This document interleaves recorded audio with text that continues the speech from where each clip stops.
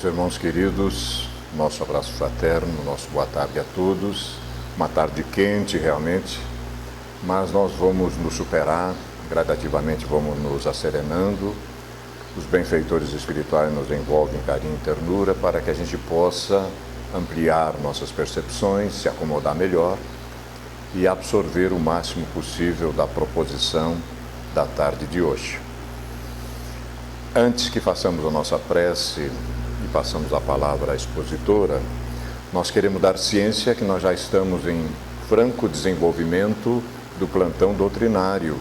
São mini seminários, 9 deles, nós já tivemos uma etapa e ainda temos mais 8 a partir de agora, da segunda-feira, 20 horas, na Sociedade Espírita Amor e Caridade. Este ano era para nós termos o plantão aqui na CEPAL. Há um revezamento ano a ano nas duas sociedades centrais, mas a CEPAL está em reforma, nos adequando às leis que nos impõem determinadas questões para resolver. Então nós retornamos à SEAC, continuamos na SEAC, até o dia 9 de fevereiro, ainda mais 8 segundas-feiras a partir desta segunda-feira agora que vem, 20 horas, e estamos tratando da obra magistral da codificação, 150 anos de O Céu e o Inferno, a Justiça Divina segundo o Espiritismo. Esta obra se divide em duas partes, que é a doutrina e os seus exemplos. O codificador coloca ali realmente exemplos extraordinários de como é que nós desembarcamos na dimensão espiritual após a nossa passagem pelo mundo físico. Interessa a todos nós, porque eu não sei se o pessoal está sabendo, a gente vai voltar para casa, estão sabendo já ou não? Já sabem, né? Mais cedo ou mais tarde, o corpo que tem prazo de validade fica e o espírito livre, leve e solto segue a sua trajetória. Tomara, torço para que regressamos em condições mais favoráveis do plano que fizemos antes de vir para cá. Estas coisas serão tratadas pela nossa Janaína Rosa Arruda daqui a pouquinho, sem sombra de dúvida. Ela vai desenvolver essa temática, uma proposta de algo assemelhado de como é que nós desembarcamos no mundo espiritual. Nós vamos fazer então a nossa prece, em seguida uma pequena leitura introdutória e a Janaína vai nos conduzir nesta reflexão. Unamos os nossos pensamentos e vamos orar. Senhor da vida, iluminador das nossas próprias consciências, condutor do nosso processo ético-moral de evolução. Estamos buscando no vosso coração amoroso, pleno de compaixão por todos nós, as forças e a coragem necessárias para que, agora desperto e verificando o nível de responsabilidade que temos pelo nosso próprio processo de crescimento, que nos ilumine, Senhor, que nos inspire, bem como a nossa própria facilitadora, para que possamos realmente, nesta existência fundamental, divisora de águas, alcançar êxito, retornarmos brevemente para a nossa esfera de ação em condições mais favoráveis. Por esta razão, que o vosso coração bondoso nos ampare ainda mais, nos dando esta força necessária que buscamos para realizarmos esse desiderato tão sonhado. Abençoa-nos a todos e que nos seja permitido, então, ampliar níveis de consciência e absorver a lição que nos será veiculada. Que assim seja, Senhor. Evangelho segundo o Espiritismo, no seu capítulo 7º, há lá duas mensagens sobre orgulho e a humildade. Uma do Lacordaire, benfeitor espiritual, outra de Adolfo, bispo de Argel. Nós pegamos um pequeno trechinho para fazer uma provocação à nossa facilitadora. Pobre raça humana, cujo egoísmo corrompeu todos os caminhos, retoma a coragem, entretanto. Em sua misericórdia infinita, Deus te envia um poderoso remédio para os teus males, um socorro inesperado na tua aflição. Abre os olhos à luz, Eis as almas daqueles que não estão mais na terra, mundo físico, que vêm te chamar aos teus verdadeiros deveres. Elas te dirão com a autoridade da experiência quanto às vaidades e às grandezas de tua passageira existência são pouca coisa perto da eternidade. Elas te dirão que lá é o maior quem foi o mais humilde entre os pequenos deste mundo, que aquele que mais amou seus irmãos é também aquele que será mais amado no céu. Que os poderosos da terra, se abusaram de sua autoridade, serão reduzidos a obedecer aos seus servidores. Que a caridade e a humildade, enfim, estas duas irmãs que se dão as mãos, são os títulos mais eficazes para se obter graça diante do Eterno. Adolfo, bispo de Argel, Marmande, 1862. Muito interessante, né? E nós vamos ver agora entre a terra e o céu, que a Janaína vai trabalhar, e a proposição são breves considerações, breves, não são todas, nós vamos deixar algumas para o plantão também, né? Sobre a passagem da vida material à vida espiritual. Portanto, vamos ouvir a nossa Janaína. Boa tarde a todos. A proposta, então, para ser trabalhada essa tarde, tem como temática entre a terra e o céu. Nós iremos observar alguns pontos relacionados a essa visão que a humanidade tem e teve ao longo dos anos sobre esse processo que envolve essa transição, passagem da terra para o céu, como colocado ali, né? Então, ao longo dos anos, desde que a humanidade, desde que o homem é homem, acredita-se em algo, em que exista alguma coisa. E esse acreditar atribuiu significados diferentes a esse momento de transição. Então nós veremos aqui alguns desses significados, algumas dessas explicações para compreender o momento atual, para compreender o que a doutrina espírita prega como esse consolador prometido, como uma proposta diferente de todas aquelas que nós já encontramos. Bom, o céu e o inferno, então, no seu capítulo 1, ele traz algumas reflexões sobre essa passagem, sobre esse momento. Vivemos, pensamos e operamos, eis o que é positivo. E que morremos, não é mesmo certo. Mas, deixando a terra, para onde vamos? Que seremos após a morte? Estaremos melhor ou pior? Existiremos ou não? Ser ou não ser, tal a alternativa. Para sempre ou para nunca mais, ou tudo ou nada. Viveremos eternamente ou tudo se aniquilará de vez? É uma tese, essa que se impõe. Então, para onde iremos? O que tem depois? Será que existe alguma coisa depois ou será que não há mais nada? Será que não há um nada? É a aniquilação. E ainda é colocado da seguinte forma: haverá algo de mais desesperador do que esse pensamento da destruição absoluto? Afeições caras, inteligência, progresso, saber, laboriosamente adquiridos, tudo despedaçado, tudo perdido.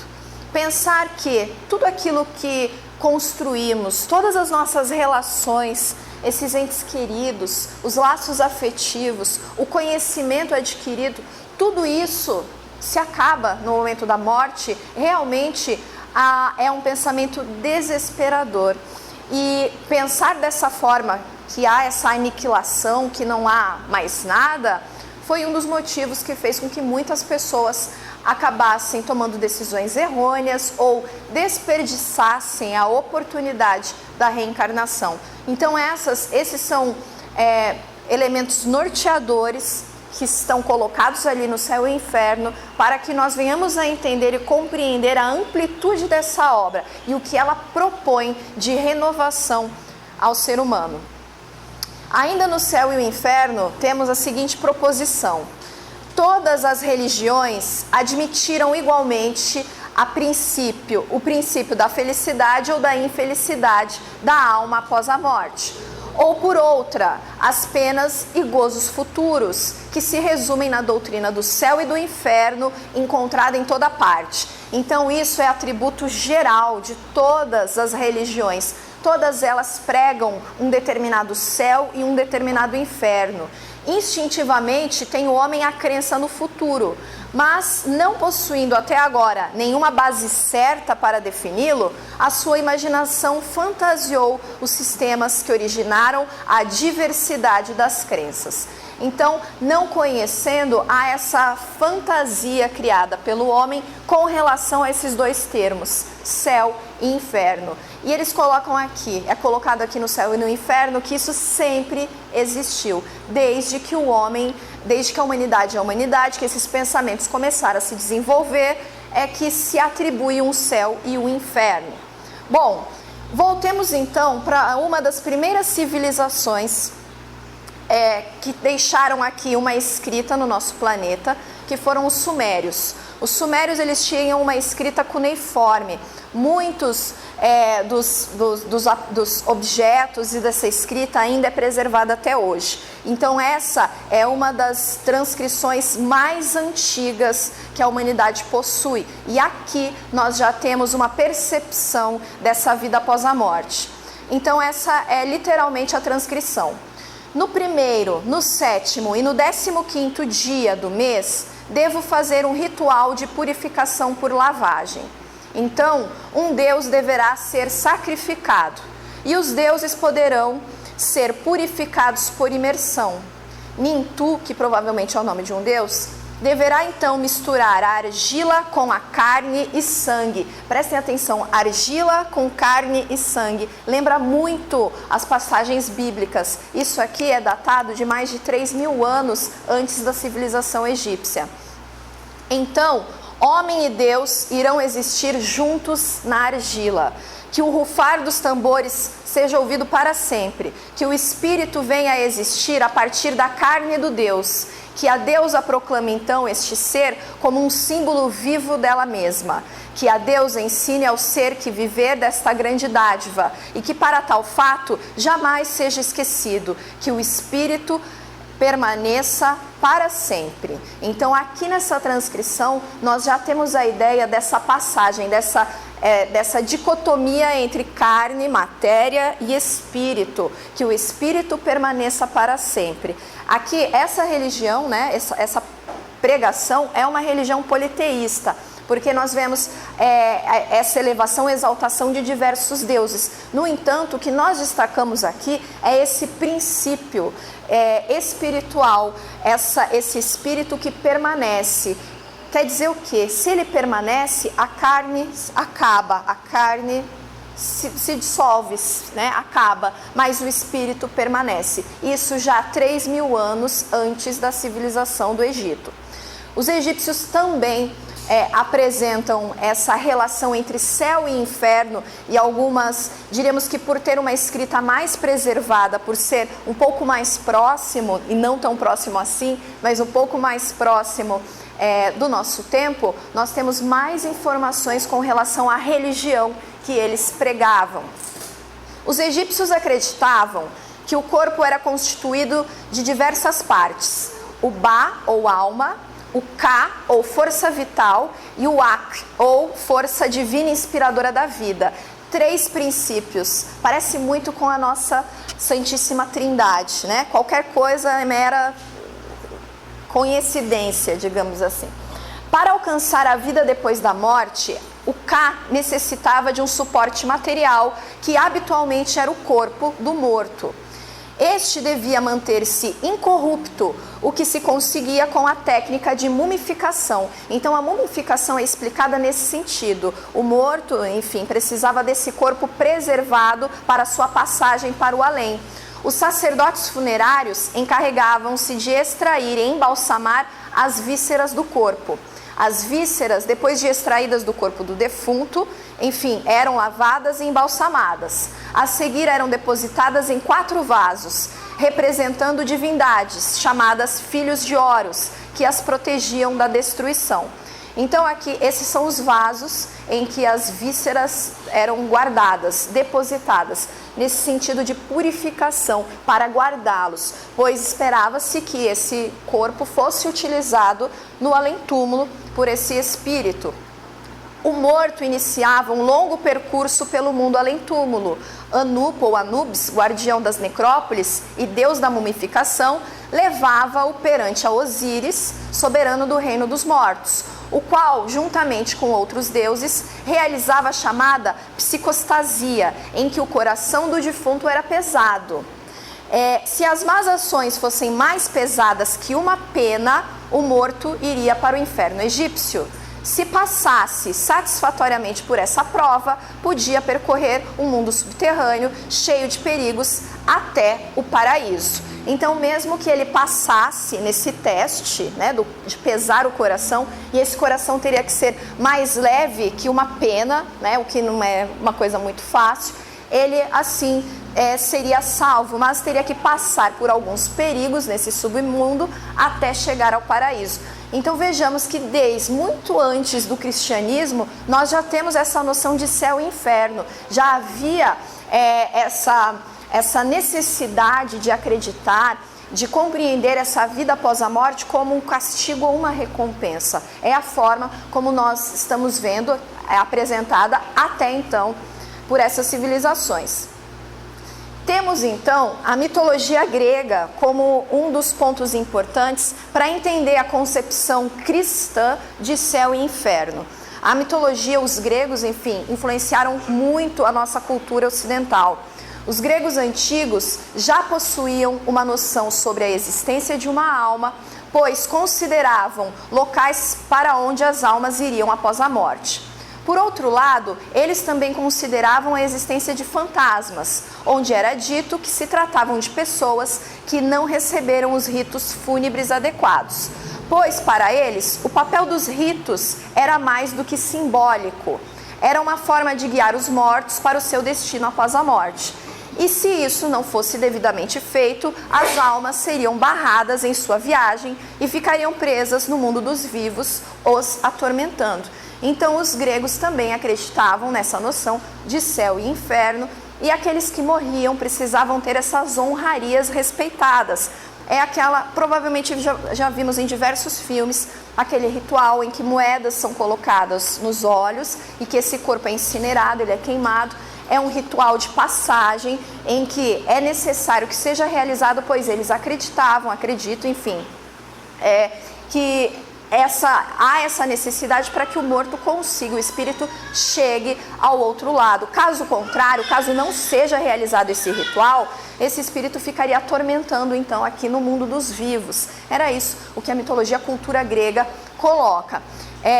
Temos aqui ainda na mitologia grega uma concepção de céu e inferno muito parecida com aquela que nós iremos encontrar no cristianismo. Tínhamos então o Olimpo, que era o lugar destinado aos deuses, mas não era para lá que os simples meros mortais iam. O Olimpo era um lugar destinado a Zeus e aos demais deuses e todas essas divindades, cada uma responsável por um atributo na terra. O deus do amor, a deusa do amor, a deusa da sabedoria, enfim, era um lugar destinado a esses deuses. Para meros mortais, havia a possibilidade dos Campos Elíseos, que esses Campos Elíseos eram um lugar de gozos, de alegrias, de felicidades, em que sempre era dia, sempre era primavera, e as pessoas, aqueles que tinham sido bons, estavam destinados a cumprir a eternidade nos Campos Elíseos. Caso contrário, iriam para o limbo, iriam para o inferno, iriam para o submundo. Esse submundo é destinado então a esses espíritos, a essas pessoas que não tinham cumprido bem as suas tarefas e que haviam cometido muitos crimes. Interessante pensar que eles acreditavam que havia um rio pelo qual todas as almas deveriam passar. E nesse rio tínhamos aquele barqueiro chamado Caronte.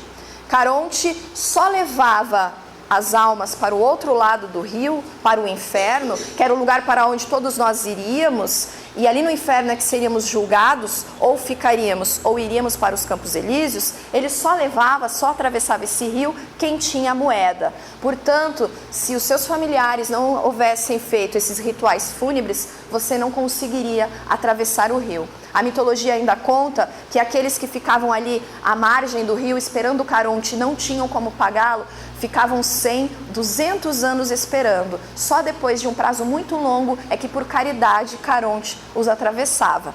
Então o que temos é que a partir dessa ideia de céu e inferno trazida por essa mitologia, o cristianismo acabou trazendo algumas dessas percepções. Posso dizer que uma das obras que mais influenciou a concepção de céu e inferno que nós temos hoje é a Divina Comédia, escrita por Dante Alighieri. A Divina Comédia, ela apresenta então, é uma obra-prima de Dante Alighieri que iniciou provavelmente por volta de 1307, concluindo a pouco depois de sua morte. Ele morreu em 1321. Então, olha quanto tempo, né, da data em que ela foi escrita para ainda 2014, época em que nós estamos, e ainda nós iremos perceber como muitas dessas imagens e dessas figuras ainda permanecem no discurso das pessoas com relação a céu e inferno. Ela é escrita em italiano e a obra é um poema narrativo rigorosamente simétrico e planejado que narra uma odisseia pelo inferno, purgatório, paraíso, descrevendo cada etapa da viagem com detalhes quase visuais. Dante, o personagem da história, é guiado pelo inferno e purgatório pelo poeta romano Virgílio e no céu por Beatriz, musa em várias de suas obras. Então Dante faz essa peregrinação, ele escreve a obra e ele também é protagonista, passando por essas 3 esferas e descrevendo-as com riqueza de detalhes a todos nós. Essa passagem, Lasciate ogni speranza voi che entrate, que é aquele deixai toda a esperança, ó vós que entrais, é a inscrição da entrada do inferno. Aquela imagem que está ali no fundo é de Gustave Doré, que muito ricamente conseguiu esboçar em tela, em tinta, em imagens, aquilo que Dante colocou no papel. Então, essa mensagem já é na porta do inferno, deixar, você que vai entrar, deixe toda a esperança para trás.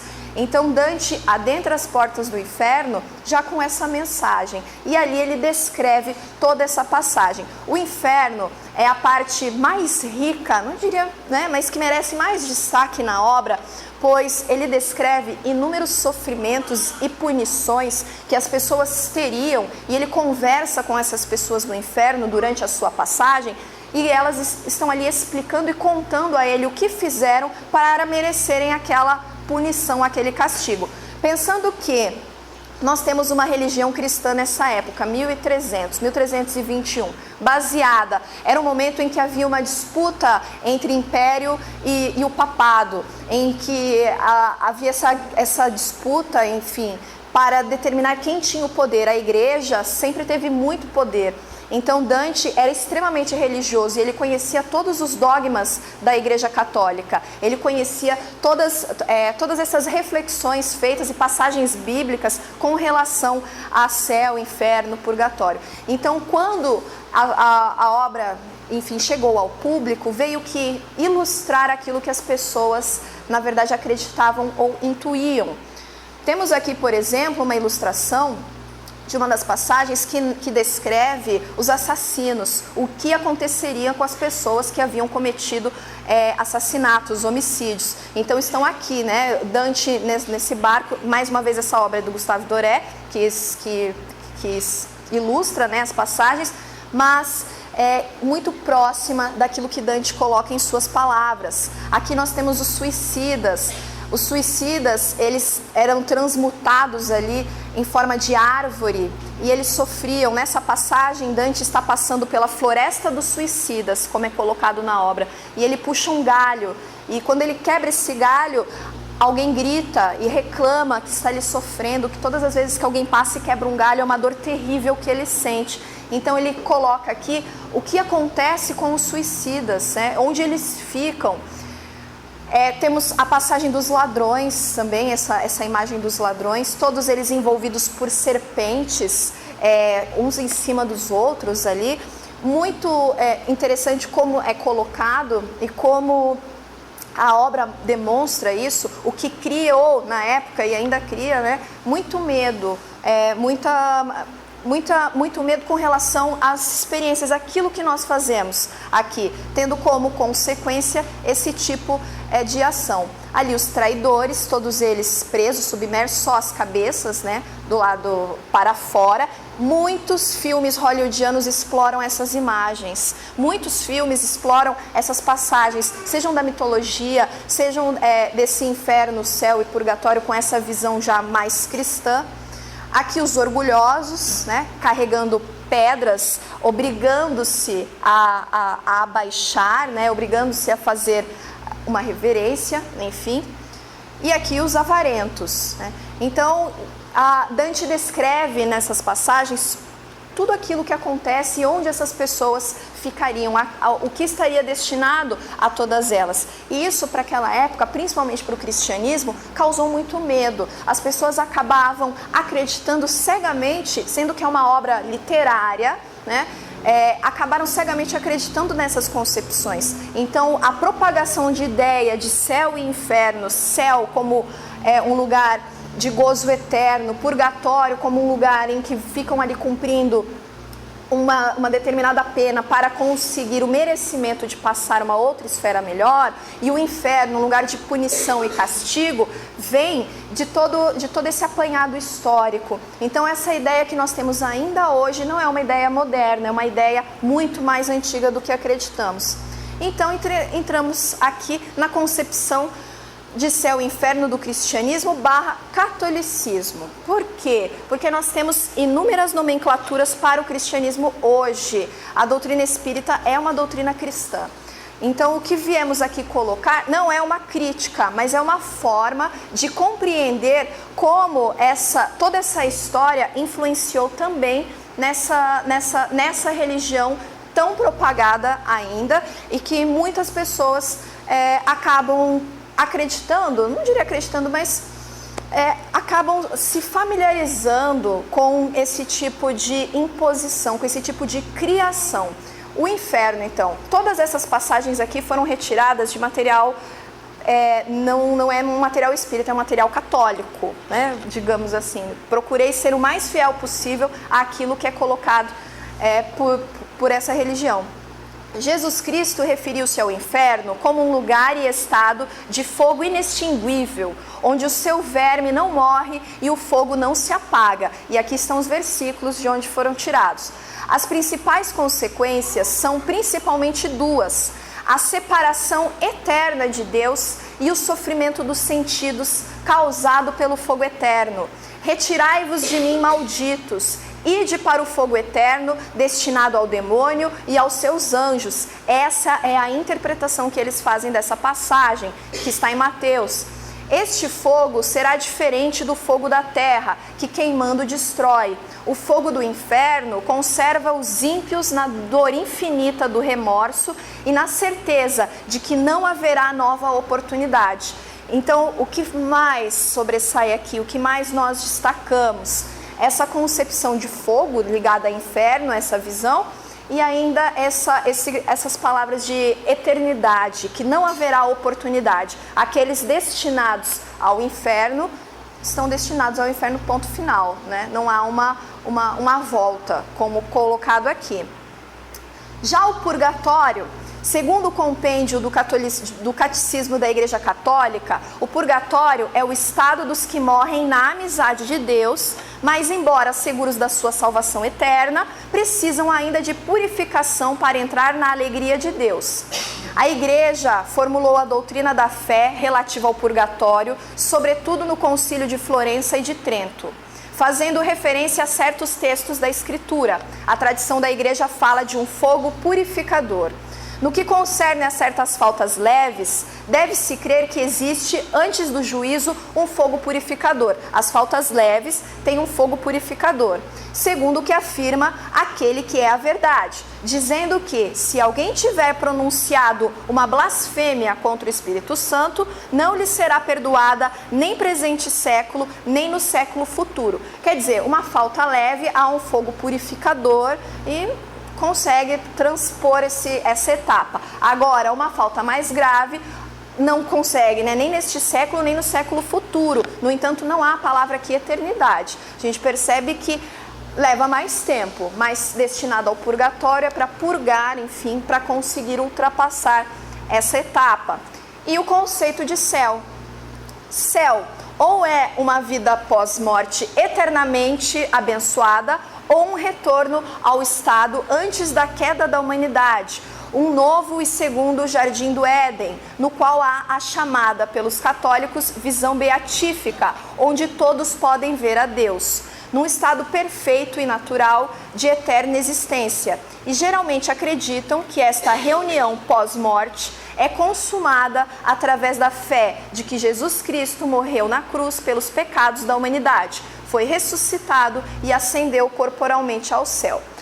Destaco aqui que a ideia de céu, tanto dentro do catolicismo, quanto na Divina Comédia, quanto na mitologia grega, quanto nas outras passagens que nós vimos aqui, a ideia de céu nunca foi muito ampla quanto a ideia de inferno.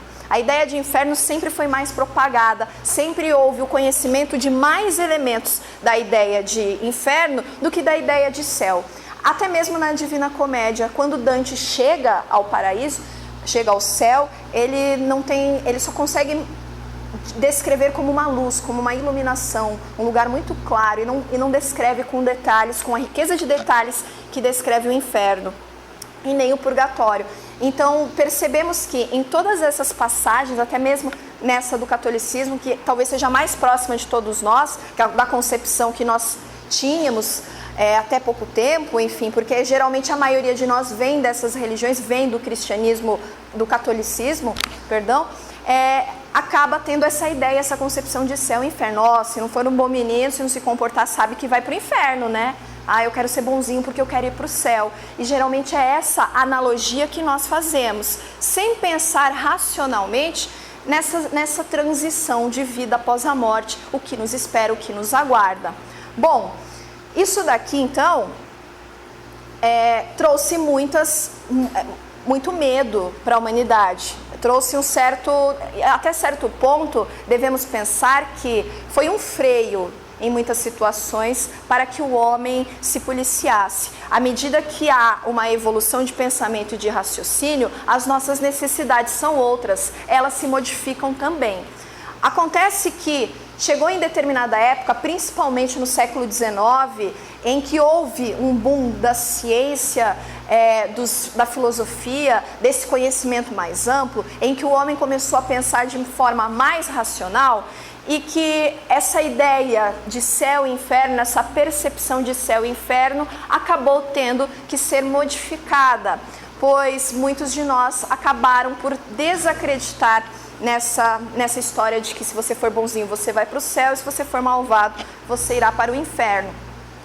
Foi aqui que surgiu um dos principais empecilhos e que ainda infelizmente ecoa hoje, que é chamado de niilismo. É um conceito filosófico que atribui o nada, que Deus não existe, simplesmente. O homem vive uma vida e tem que gozar o máximo que puder dessa vida, porque não existe nada depois. Então aproveitemos o hoje, o agora, esse momento, vamos conseguir o máximo de alegria, de felicidade para hoje, para agora, porque o depois não existe. Então não adianta aguardar, não adianta ser bom, não adianta nada disso, porque você não vai receber nada em troca. Não espere algo em troca, o que existe é o agora. Essa ideia foi muito propagada, principalmente a partir desses pensadores, principalmente Nietzsche, que trouxe esse conceito desse Deus que não existe. Nietzsche simplesmente propagou a ideia de que Deus estava morto. E é uma crítica interessantíssima e acredito que seja importante até mesmo para a doutrina espírita, porque esse filósofo, enfim, todos esses homens que vieram nesse esteio, nessa leva do progresso da humanidade, contribuíram para que o raciocínio humano disparasse, para que nós não ficássemos mais na dianteira, atrás de dogmas escondidos atrás desses conceitos. Então, quando foi colocada essa ideia de que Deus morreu, de que é tudo uma ilusão, Nietzsche quis colocar justamente que nós nos apegamos em uma vida futura sem pensar nesse momento presente. Acreditamos que existe um Deus ou uma força maior, a qual nós aguardamos e esperamos, não fazemos nada ou pouca coisa com esse mundo físico, acreditando que o mundo transcendental é o verdadeiro mundo, deixando esse mundo físico aqui para trás e vivendo simplesmente para aquilo que nos espera. Então foi uma crítica a esse conceito. O homem não tem moral para acreditar que existe um algo depois, um além. Essa moralidade que ele prega para esse além, ele não vive na vida material. Foi isso. A existência humana é uma existência vazia, porque os valores são vazios. Foi justamente nesse boom da ciência, nesse boom da indústria, da filosofia, de todos esses conhecimentos importantes para a humanidade. Então, isso fez com que muitas pessoas passassem a acreditar nessa vertente. No entanto, sabemos que pensar dessa forma não é uma forma, não que não seja uma forma adequada, não vamos julgar aqui. No entanto, foi um conceito importante para que chocasse na época, para que as pessoas voltassem a pensar no que realmente importa. Afinal de contas, se somos espíritos encarnados, o que necessita ser vivido é a vida material. Aquilo que buscaremos, aquilo que encontraremos numa vida espiritual é consequência do material que é vivido nesse momento. Então essa ideia do Nietzsche, esse niilismo, quando apreendido de forma, não digo correta, mas de forma mais adequada, faz com que nós pensemos realmente naquilo que nós estamos valorizando, né? Claro que ele acabou morrendo louco, sozinho, enfim, né? Publicou inúmeros livros, as suas ideias acabaram sendo até que distorcidas, mas o pensamento inicial é importante para que até mesmo a doutrina espírita chegasse naquele momento.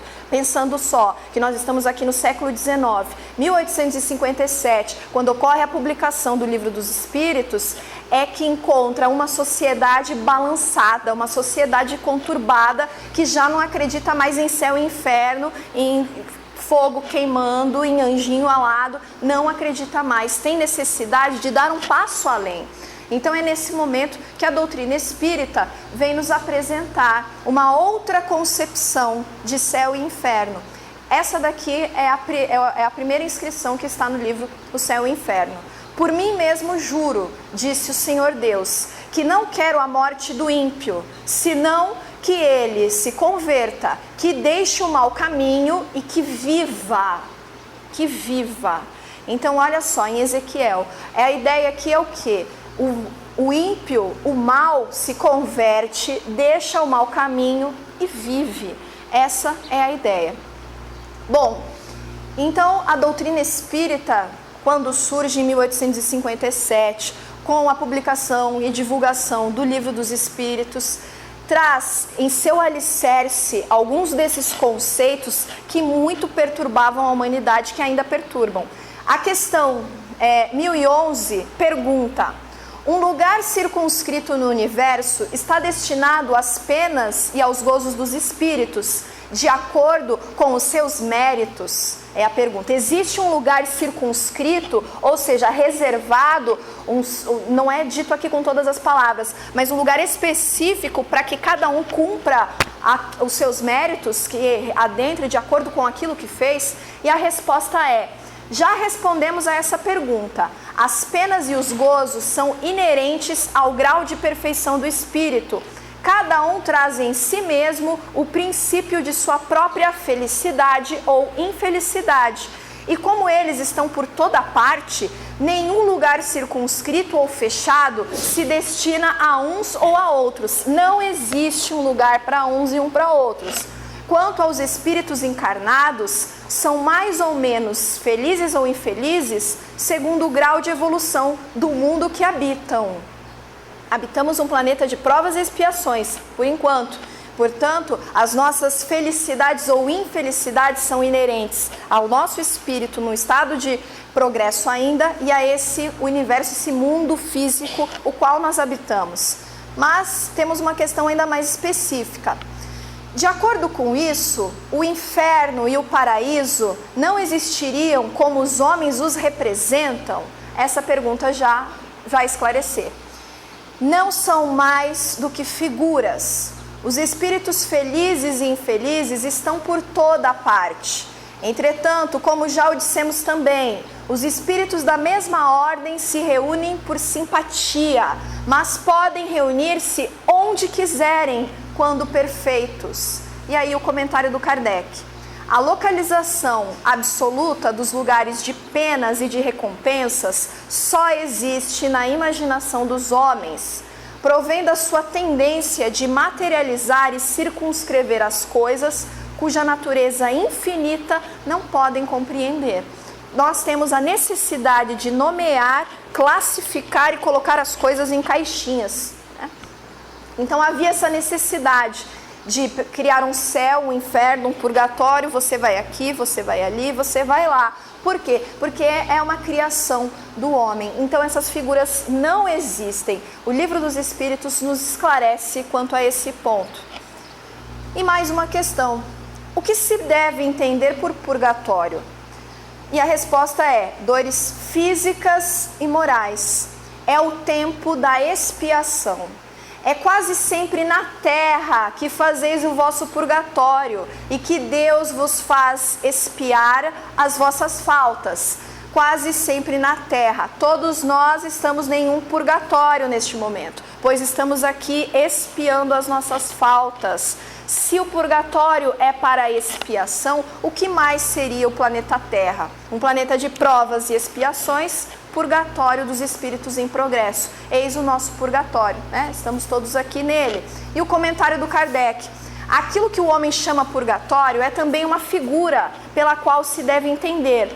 Não algum lugar determinado, mas o estado dos espíritos imperfeitos que estão em expiação até a purificação completa, que deve elevá-los ao plano dos espíritos felizes. Operando-se essa purificação, nas diversas encarnações, o purgatório consiste nas provas da vida corpórea. Ponto final. Nada mais claro do que isso. Como nós podemos acreditar em toda a nossa imperfeição, que não estamos no purgatório? Tem um lugar para purgar, aqui não é. Aqui nós vivemos, existe um outro lugar destinado a purgar os pecados, os crimes, os delitos. Não, esse lugar de expiação é esse em que nós encontramos. Por quê? Porque somos esses espíritos imperfeitos que estão se purificando. Portanto, é aqui o nosso purgatório. E a questão em que sentido se deve entender a palavra céu? Crês que seja um lugar como os campos elíseos dos antigos, onde todos os bons espíritos estão aglomerados e confundidos, sem outra preocupação que a de gozar na eternidade uma felicidade passiva? É o que ele pergunta. Não. A resposta curta e grossa, não. E o espaço universal são os planetas, as estrelas e todos os mundos superiores em que os espíritos gozam de todas as suas faculdades, sem as atribulações da vida material, nem as angústias inerentes à inferioridade. Não é um lugar que você coloca uma rede, deita, se estica e fica ali para sempre. Não é o céu. Não, o céu, esses campos elíseos, como colocado aqui, não existe, não é assim. Este céu é esse espaço universal, esses planetas, esses níveis superiores que nós ainda não alcançamos, mas que alcançaremos, pois todos nós estamos nesse progresso. Enfim, e aqui há uma fala antes do Chico Xavier, para encerrar essa nossa discussão. Mas percebam que vimos o purgatório, paraíso, inferno, céu, né, como ele coloca, mas não vimos uma questão específica sobre esse inferno. Esse inferno, como a doutrina espírita coloca, é uma situação, é um estado mental. Muitos de nós acabam, como ele coloca aqui, muitos de nós acabamos nos afinizando,